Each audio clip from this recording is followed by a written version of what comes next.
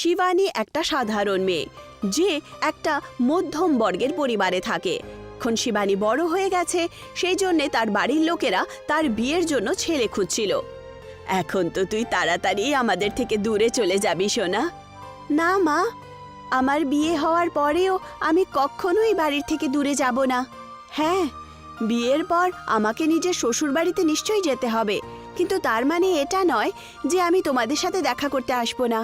ঠিক বলেছ মা, তুমি বিয়ের পরেও মা কখনো নিজের মা বাবার থেকে দূরে থাকতে পারে না। মেয়ে তো শুধু একটা বাড়ি থেকে অন্য একটা বাড়িতে চলে যায়, আর চোখের সামনে থেকে দূর হওয়াটা তো আর এমন নয় যে মন থেকে দূর হয়ে গেল। এটাই বললো তো বাবা কাজের কথা। যাই বলো, যে চোখ থেকে দূরে হয়ে যায় সে আস্তে আস্তে মন থেকেও দূরেই চলে যায়। না মা, আমার সাথে এরকম হবেই না। তুমি যেটা বলছো সেটা অন্য লোকেদের সাথে হয় নিশ্চয়ই, কিন্তু দেখো আমি তোমাদেরকে অনেক অনেক মাস পর্যন্ত না দেখতে পারি, কিন্তু যখনই তুমি মন থেকে আমার কথা ভাববে আমি সব সময় চলে আসবো। কথা বলতে তো তুই বাবা আর মেয়ে দুজনই খুব মাহির। ভগবান করুক তোর বিয়ের পরেও তোদের দুজনের এই ভালোবাসা এইরকমই থাকে। আচ্ছা আচ্ছা, এবার আমাকে একটু জল খাবারটা খাইয়ে বিদায় করো তো দেখি। শিবানীর জন্য একটা জায়গায় কথা বলেছি, কেই ছেলে দেখতে যাব আমি। ঠিক আছে, তুমি হাত মুখ ধুয়ে নাও, আমি তোমার জন্য জল খাবার আনছি। শিবানীর বাবা হাত ধুতে চলে যান আর শিবানীর মা ওনার জন্য জল খাবার আনে, আর শিবানী বাড়িতে বানানো ছোট্ট মন্দিরে যায়। হে কৃষ্ণ ভগবান, আমার বিয়ে যেই ছেলের সাথেই হোক না কেন তার ব্যবহার যেন ভালো হয়, আর সে নিজের মা বাবার সাথে সাথে আমাকেও আমার মা বাবার সম্মান আর সাহায্য করতে না আটকায়। আপনি তো জানেনই যে আমার বিয়ের পর মা বাবা দুজনই একেবারে একা হয়ে যাবেন।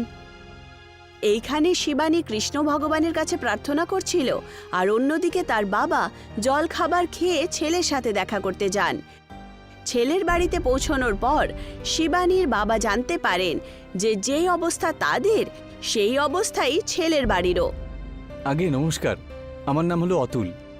নমস্কার বাবা, কেমন আছো তুমি? আমি তো একদম ঠিক আছি। দেখো বাবা, আমি কথা বাড়ানোর আগে তোমাকে একটা পরিষ্কার করে কথা বলতে চাই। আমরা তো গরিব মানুষ, আমার মেয়ের সাথে বিয়েতে যদি তোমার যৌতুক টৌতুক লাগে তাহলে আমাকে আগে বলে দাও। আপনি কি আজেবাজে কথা বলছেন? আমিও তো আপনারই মতন একটা ছোট পরিবারের ছেলে, বাড়িতে মা রয়েছে, আর আমি কাজের জন্য সবসময় শহরেই থাকি। সেই জন্য আমি এমন একটা মেয়েকে খুঁজছি যে বিয়ের পরে আমার মাকে খেয়াল রাখতে পারে। বাবা, আমি আমার মেয়েকে আজ পর্যন্ত বড় উপহার তো দিতে পারিনি ঠিকই, তবে খুব ভালো করে মানুষ করেছি। আমিও তো এটাতেই বিশ্বাস করি, উপহার তো যখন তখন দেওয়াই যায়, কিন্তু ভালো মানুষ করারও তো একটা বয়স থাকে, তাই না? আর সেই বয়সটা হলো ছোটবেলার বয়স। আগে ঠিক কথা বলেছেন আপনি। আমাদের দুজনের মতামত দেখছি প্রায় একই রকম বাবা।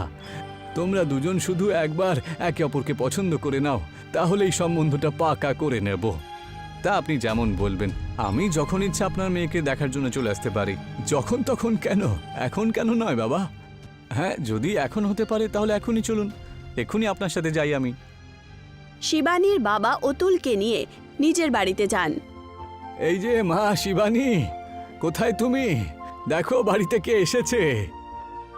নিজের বাবার আওয়াজ শুনে শিবানী ওনার কাছে আসে। শিবানী দেখতে খুবই সুন্দর ছিল, সেই জন্যে যখন অতুল তাকে দেখে তখন দেখতেই থাকে। এই যে শোনো, একে অপরকে কি এইভাবে দেখতে থাকবে নাকি কোনো কথা টথা বলবে? নিজের বাবার কথা শুনে শিবানী লজ্জা পেয়ে ওঠে। আমি জল নিয়ে আসছি বাবা। শিবানী আর অতুল দুজনই একে অপরকে পছন্দ করে নেয়, আর তাদের বিয়ে পাকা হয়ে যায়। তাড়াতাড়ি বিয়ের মুহূর্ত বেরিয়ে আসে, আর কিছু সময়ের মধ্যেই দুজনের বিয়ে হয়ে যায়। বিয়ের কিছুদিন পর অতুল নিজের চাকরির জন্য শহরে চলে যায়, আর শিবানী নিজের শ্বশুর বাড়িতে নিজের শাশুড়ির সেবায় জুটে যায়। কখনো কখনো তো আমার বিশ্বাসও হয় না যে আমার ছেলে এইরকম বৌমা এনেছে। আপনি এরকম কেন বলছেন মা? আজকালকার সময়ের মেয়েদেরকে দেখে আমি ভাবছিলাম যে তাদের সঙ্গে তুলনা করব তোমাকে, তখন আমার ছেলের পছন্দের ওপর খুব গর্ব ফিল হয়। শিবানীর জীবনে সবকিছু ঠিক চলছিল, বিয়ের পরও সে প্রত্যেক দিন ঘন্টার ওপরে মা বাবার সাথে ফোনে কথা বলতো আর যখনই সুযোগ পেত তাদের সাথে দেখা করতে আসতো। দীপাবলি আসছে মা, আমি কি আমার প্রথম দীপাবলি আমার মায়ের সাথে পালন করি? এতে জিজ্ঞাসা করার কোন ব্যাপার বাবু, ব্যাস একটা ছোট্ট কথা বলবো তোমাকে। হ্যাঁ বলুন না। আমিও এখানে থেকে থেকে বোর হয়ে গেছি। এইবারের দীপাবলি কি আমিও তোমার বাড়িতে তোমার মা বাবার সাথে পালন করতে পারি? আরে এটা কোনো কথা নাকি মা? এটা তো বলার কথা। আপনি নিশ্চয়ই আমার সাথে চলুন। শিবানী নিজের শাশুড়িকে সাথে নিয়ে নিজের মায়ের বাড়িতে যায়। সবাই খুব ধুমধাম করে দীপাবলি পালন করে। শিবানীর বাড়িতে খুশির মেলা লেগে গেছিল। তক্ষুনি সে ফোনে একটা বাজে খবর পায় যে তার বরের অ্যাক্সিডেন্ট হয়ে গেছে। এই খবর শুনে শিবানী জোরে জোরে কাঁদতে শুরু করে। হে ভগবান, হঠাৎ করে এটা কি করে হলো? খুশির মাঝখানেই এই দুঃখের কথা শিবানী মনে মনেই পুরো ভেঙে যায়। সে এখান থেকে সোজা নিজের শ্বশুর বাড়িতে যায়, যেখানে অতুলের কিছু বন্ধু তাকে নিয়ে এসেছিল। শিবানী দেখতে পায় যে অতুল হুইল চেয়ারে বসে আছে। কি হয়েছে গো তোমার? আমি আর কখনো নিজের পায়ে দাঁড়াতে পারবো না শিবানী। আমি তো কিছু বুঝতেই পারছি না যে কি বলবো। তোমার এই অবস্থা তো আমি দেখতেই পারছি না। এখন এটাই সত্যি, আজকের পর থেকে আমি শুধু একজন প্রতিবন্ধী হয়েই থেকে গেলাম। দুর্ঘটনাতে নিজের পা হারানোর সাথে সাথে অতুল নিজের চাকরিও হারিয়ে ফেলে। এখন বাড়ির খরচা আর অতুলের ওষুধের খরচা, বাড়িতে টাকা পয়সাই কম ছিল, যে কারণে শিবানী চাকরি করার সিদ্ধান্ত নেয়। আমি বুঝতে পারছি না যে করব তো কোন কাজ করব। তোমাদের দুজন থেকে দূরে গিয়ে শহরে গিয়ে চাকরি করতে পারবো না, আর এই গ্রামে কোনো চাকরিও তো নেই। আমি খুবই নিরুপায় শিবানী, যে আমি থাকা সত্ত্বেও তোমাকে কাজ করতে হচ্ছে। তুমি এরকম কথা বলো না। স্বামী স্ত্রী তো একে অপরের সাহারা হয়। আর তুমি একদম চিন্তা করো না, কোনো না কোনো রাস্তা নিশ্চয়ই খুঁজে পাবো। শিবানী একটা কথা ভাবে যে ওদের গ্রাম থেকে কিছুটা দূরেই একটা ছোট্ট কারখানা আছে। ওখানে অনেকগুলো লোক মজদুরি করে, আর সে এখন থেকে তাদের জন্য দুপুরের খাবার বানাবে। এখন শিবানী কারখানার কাছেই নিজের একটা ছোট্ট হোটেল খুলে দেয়। আমার সাহায্য করুন কৃষ্ণ ভগবান, আমি আজ পর্যন্ত কখনো খাবার বানাইনি, কিন্তু আমি খিচুড়ি বানাতে পারি। হয়তো এখানকার মজদুররা আমার বানানো খিচুড়ি পছন্দ করবেন। শিবানী একটা বাসনে খিচুড়ি বানায় আর দুপুরের সময় কারখানার কাছে গিয়ে লোকেদেরকে আওয়াজ দেয়, আসুন দাদারা, গরম গরম খিচুড়ি বানিয়েছি, আসুন, খুবই কম পয়সায় আপনারা তাজা তাজা খিচুড়ি খেতে পারবেন। শিবানীর আওয়াজ শুনে অনেকগুলো মজদুর তার কাছে খিচুড়ি খেতে চলে আসে। কারণ খিচুড়ি এক্ষুনি বানানো হয়েছিল, সেই জন্য লোকেদের সেই খিচুড়িটা ভালো লাগে। এমনিতে এই খিচুড়ির মধ্যে বিশেষ ব্যাপার তো সেরকম কিছু নেই, তবে এটা গরম বলে সেই জন্য এটা খেতে খুব ভালো লাগছে আমার। আজ প্রথম দিনই শিবানীর খিচুড়ির ভালো দাম পেয়ে যায়, যার কারণে শিবানী খুব খুশি হয়। আর সে নিজের আজ কামানো টাকা দিয়ে নিজের বরের জন্য ওষুধ নিয়ে বাড়িতে যায়। এই নাও, ওষুধ খেয়ে নাও, তোমার আরাম হবে। ওষুধের জন্য পয়সা তোমার কাছে কোত্থেকে এলো? আমার হোটেলে আজ ভালো টাকা রোজগার করেছি। এখন আস্তে আস্তে শিবানীর হোটেলে গ্রাহকদের সংখ্যা বাড়তে শুরু করে, যার কারণে শিবানীর মনে হয় যে এখন সে নিজের শ্বশুরবাড়ির সাথে সাথে নিজের মা বাবারও খরচা চালাতে পারবে। কিন্তু তার এই খুশিটা বেশিক্ষণ চলল না, কারণ মজদুরদের শিবানীর খিচুড়ি ভালো লাগছিল না।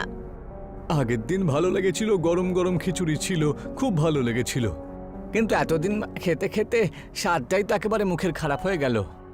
কি হলো দাদা, খিচুড়ি আপনাদের ভালো লাগেনি? বোন, খিচুড়ি তো তখন ভালো লাগবে যখন এর মধ্যে কোনো স্বাদ থাকবে। তোমার খিচুড়ি তো আমরা এই জন্য খাই কারণ আমাদের নিয়ে আসা খাবার সকাল থেকে পড়ে পড়ে ঠান্ডা হয়ে যায়, বুঝলে? কিন্তু এখন মনে হচ্ছে তোমার এই গরম খিচুড়ির থেকে তো স্বাদ বেশি আমাদের ওই ঠান্ডা খাবারই রয়েছে। ওই মজদুররা শিবানীর বানানো খিচুড়ি ফেলে দেয় আর নিজের বাড়ি থেকে আনানো টিফিন খেতে শুরু করে। এই সব কিছু দেখে শিবানীর খুব দুঃখ হয়। দাদা, আমি খিচুড়ি গরম করে দিচ্ছি, তখন হয়তো আপনার ভালো লাগবে। কি আর গরম করে দেবে বোন? এই তো বানালে খিচুড়ি তুমি, আর এই খিচুড়িকে কত গরম করবে? আর এমনিতেও যাতে স্বাদই নেই, সেটা গরম করো বা ঠান্ডা, কি লাভ হবে বলো তো? আমি আজকের পর থেকে আমি আর কোনোদিনও তোমার এই হোটেলে খিচুড়ি খাবার জন্য আসবো না। ওই মজদুর ওখান থেকে উঠে চলে যায়, আর তার সাথে সাথে অন্যান্য মজদুররাও বিনা খিচুড়ি খেয়ে চলে যায়। শিবানী এখন খুব কষ্ট পায়, আর সে নিজের হোটেল এইভাবেই খোলা ছেড়ে দিয়ে ওখান থেকে বাড়ি চলে যায়। শিবানী, আমার ওষুধ শেষ হয়ে গেছে, তুমি কি আমার জন্য নতুন ওষুধ এনে দেবে? এই কথাটা শুনে শিবানীর চোখে জল চলে আসে, কারণ তার কাছে এখন 1 টাকাও ছিল না। ওষুধ সে কোত্থেকে কিনে আনবে? কি হলো শিবানী? তোমাকে দেখে চিন্তিত মনে হচ্ছে, সবকিছু ঠিক আছে তো? হ্যাঁ ঠিক আছে। আমার চোখে লঙ্কা লেগে গেছিল, চোখ জ্বালা করছে, সেই জন্য চোখে জল এসেছে। আমি ওষুধ নিতে যাচ্ছি। শিবানী বাড়ি থেকে তো বেরিয়ে যায়, কিন্তু টাকা পয়সা ছাড়া ওষুধ কি? আজকালকার সময় হাসপাতালের অ্যাড্রেসও পাওয়া যায় না, এই কথাটা সে ভালো করে জানতো। সে কষ্টের সময়ে কৃষ্ণ ভগবানের কথা ভাবে। হে কৃষ্ণ ভগবান, আমার সাহায্য করুন, আমি খুব বড় সংকটে ফেসে গেছি। বাড়িতে আমার বর হুইল চেয়ারে চলে এসেছে, আর মায়ের বাড়িতে মা বাবার শরীরও কিছু ভালো চলছে না। আমি কি করব? আমাকে কোনো একটা রাস্তা দেখান। শিবানী কৃষ্ণ ভগবানের কাছে প্রার্থনা করছিল, তক্ষুনি সে একটা গরুর আওয়াজ শুনতে পেরে যায়।